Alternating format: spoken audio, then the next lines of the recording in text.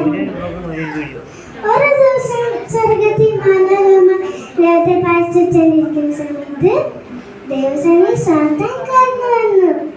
നീ എവിടെന്ന് വരുന്നതെന്ന് ചോദിച്ചപ്പോ ഞാൻ ഭൂമിയോടെ സഞ്ചരിച്ചു വന്നെന്ന് ഉത്തരം പറഞ്ഞു. എന്നെ ദാസനായ യോബിനെ ദൃഷ്ടി വെച്ചോ, അവനെ പോലെ നിഷ്കളങ്കനും നേരുള്ളവനും ദോഷമിട്ടവനും ആരുമില്ലാന്നും പറഞ്ഞു.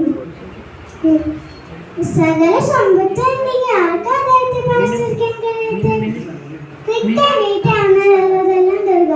അവൻ എന്നെ മുഖത്ത് നോക്കി തള്ളിപ്പോരെന്ന് പറഞ്ഞു. അതിനുശേഷം ദൈവം യോബിനെ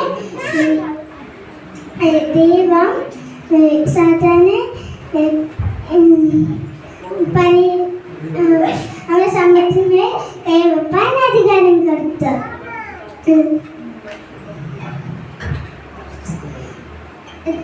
അപ്പൊ സാത്താൻ ദേവസേനയിൽ സന്തോഷത്തോടെ കടന്നുപോയി.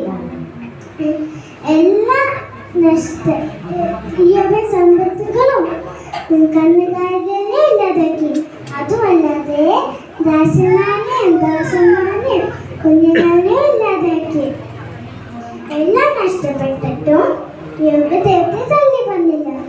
ഒന്നേ പറഞ്ഞു, ദൈവം തന്നു, ദൈവം എടുത്തു, ദൈവത്തിന്റെ നാമം മഹത്വപ്പെടുത്തി.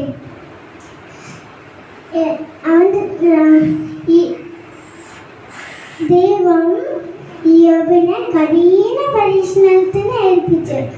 അവന്റെ ശരീരം മുഴുവൻ പരിക്കുകൾ കൊണ്ട് നിറഞ്ഞു.